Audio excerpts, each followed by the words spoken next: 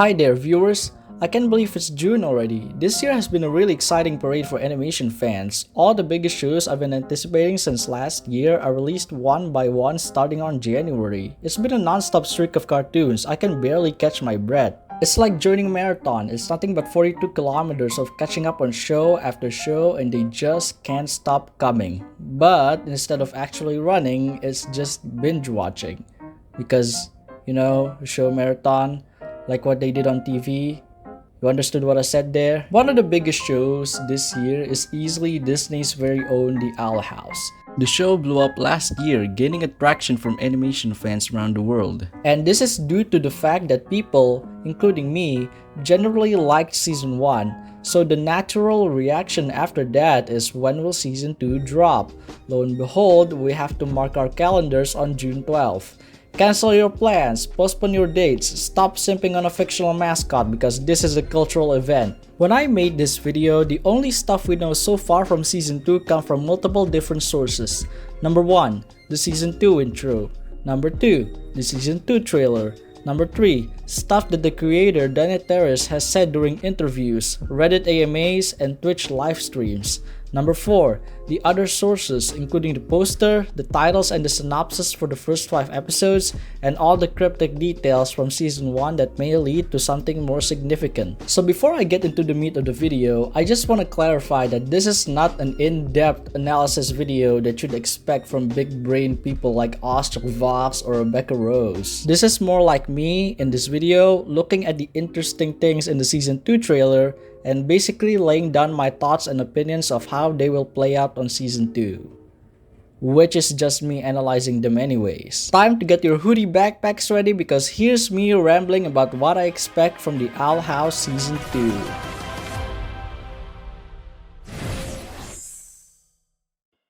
So, where should I start? No, you'll wait your turn, couple. Let's start with the beginning clip of Luz recording for her mother on her phone. On the surface, yes, it's just Luz recapping the events of the Season 1 finale, but there's a small hint that she might get a bit stressed after making a hard decision of destroying the portal to her way home. She's not gonna understand any of this. That's okay, Luz. Just keep moving forward. I'm just intrigued if Luz got mentally overwhelmed with the stuff she's been through up until that point and more towards Season 2. This mama is definitely not ready for trauma.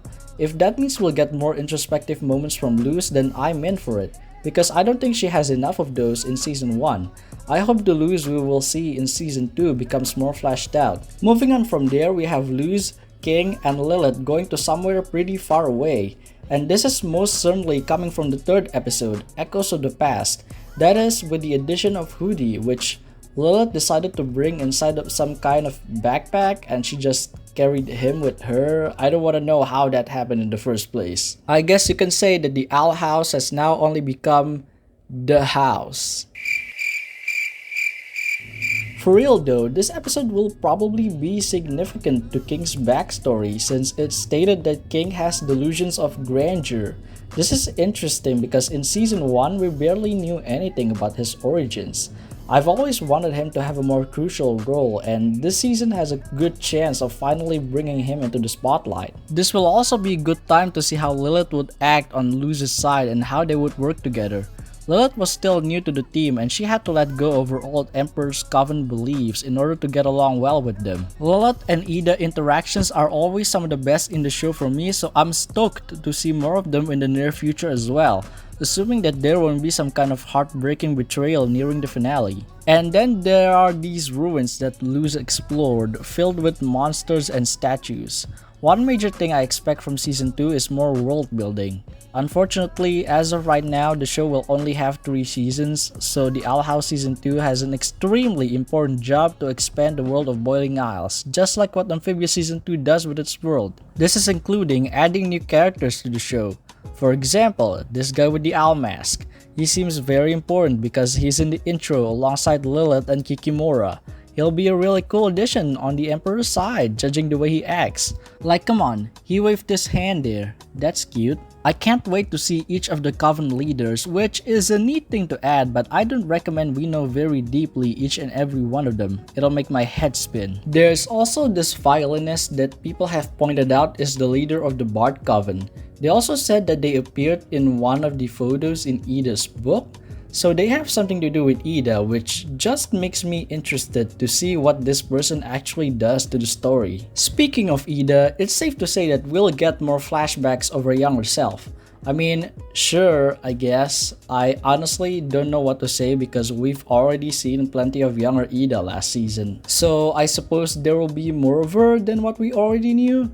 Yeah, that seems nice. I mean, seeing Ida's mom arriving on episode 4 certainly has something to do with this, right? We also see Lilith actually got cursed. Just like Ida, she transformed into this giant terrifying owl figure. I think this is the effect of Lilith sharing some of her powers with Ida in the season 1 finale. Ida received some of Lilith's powers and unfortunately vice versa. Imagine how crazy it would be if Emperor Belos captured both of them while they were still in their cursed forms in the finale. Hoo boy, more depression coming our way. Okay, now I'm done discussing about the Clawthorne sisters. Let's shift our focus to... Not yet! God, you Lumity shippers are so hungry. Let's shift our focus to Luz's mom. Last year, Dana confirmed on Reddit that Luz's mom will beat up someone.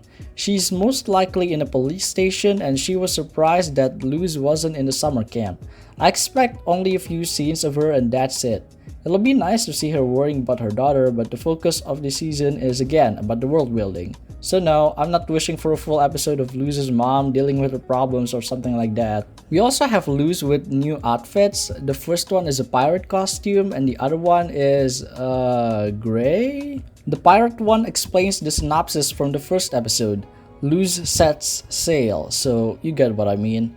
Starting the season off with a pirate-themed episode is a neat concept because as cliche as they might seem, pirates are kinda dope. I'm hoping we'll see Luz confronting not only the actual enemy in the episode but her inner demons as well, because just like I said, she's been through a lot last season, and Luz struggling with her own self can set a good introspective tone for her for the rest of the season. Willow only has a single scene in this entire trailer, which is sad because I want to see more of her, but hey, I'm sure I'll dig the Gus episode that will take place in episode 5.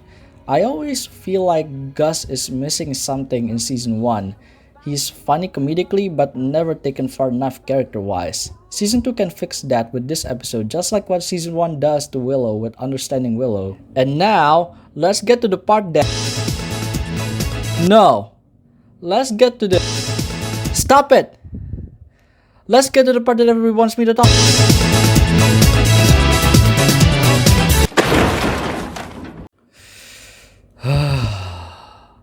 Let's talk about Amity Blight. This is the character a lot of you are really excited for in season 2. She's like the most beloved character in the entire show at this point. If you know anything about the Owl House, then chances are you've heard everybody sing their praises about how expertly written of a character Mittens is. And you know what? I like her as well. She's only my favorite character in the show. No big deal. In here we see Amity tying her hair up, and she turns out to be a staff in the library, and she seems happy as well. Oh, please. I just hope that we see more of happy Amity like this. This queen more than deserves it. I just don't want to see her get hurt. Considering how much focus went into writing Amity in season 1, I expect pretty much the same in season 2.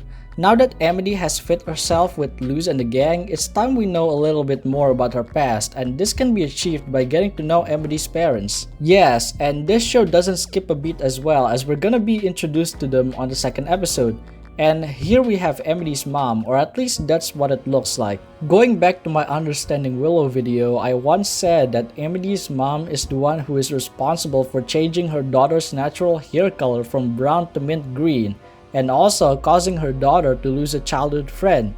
That went pretty well for them. Not to mention the Blights stuck to their words and expelled Luz, Willow, and Gus from Hexside. My god, you've stepped over a boundary at that point. So it's very exciting to see Luz going straight to the higher ups to try to solve things. This is a really stupid and dangerous way, which is exactly what Luz would do. And you've guessed it, she got beaten up by whatever this abomination machinery is. Also, damn, the Blights were running a magic business? Wow, as expected from the pure bloods. We then have Luz floating on water and she seemed to be unconscious. Honestly, God bless Amphibia for raising the bar of what kind of death is acceptable on kids' television. So just in case if Luz died because of drowning, backstabbing, or other ways you can think of, I would at least be ready for all possibilities. So thank you, Marcy Wu, your temporary death will not be in vain. And finally, to close things off, let's discuss Emperor Belos. I think he served as a decent villain in season 1, but the problem is, he only became really important in the 2 closing episodes. So I'm curious to see more of his character this season. He is the show's biggest known antagonist so far. We need to know deeper about his outlook on the world he ruled over. I'm confident that he'll become even creepier this season to make him more threatening. He also finally rebuilt the portal that Luz had burnt down, so I think this is gonna be the second Disney show in a year to have a war between 2 worlds. Man, what a time we live in. Plus, we haven't really seen the Titans yet. Whoever they are, they seem like the real deal, the true long-lasting threat in the show, and I hope season 2 delve a bit more into that. Okay, I think that's all the things I'm looking forward to this season. Let me tell you, as disappointed as I am with some of the aspects in season 1, I still have a lot of high expectations for the season. If only... Fine, I'll do it. I almost forgot about this one anyways. It's hard to deny that Lumity is a huge selling point for the show, so of course there will be more cute moments of them in the near future. I wish that Lumity won't be too prominent in season 2, I mean we already have a gold mine confirmed in episode 5. I also kinda wish that Amity won't be panicked too often whenever Luz is around. It's cute the first time, but what really truly matters is the dynamic between both of them. This is what I expect from this frame where they hold hands together. Were they fighting a creature or thing, whatever it is, this means something to at least one of them. Double the trauma, double the drama. Finally, at last we're done. Now, where was I? In my opinion, season 1 has plenty of boring episodes in the middle point. And not to say I'm against filler episodes, I just wish they can get more engaging. I hope season 2 has less dull episodes because this show has a golden chance to improve itself from its flaws. Well, there's nothing more I can say that I haven't said already. I'm pretty hyped for season 2 of The Owl House and I hope it'll live up to my expectations and surpass season 1 in terms of quality. Surely nothing can go wrong, right?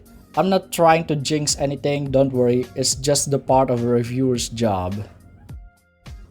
Also, is it just me or is Kikimura kinda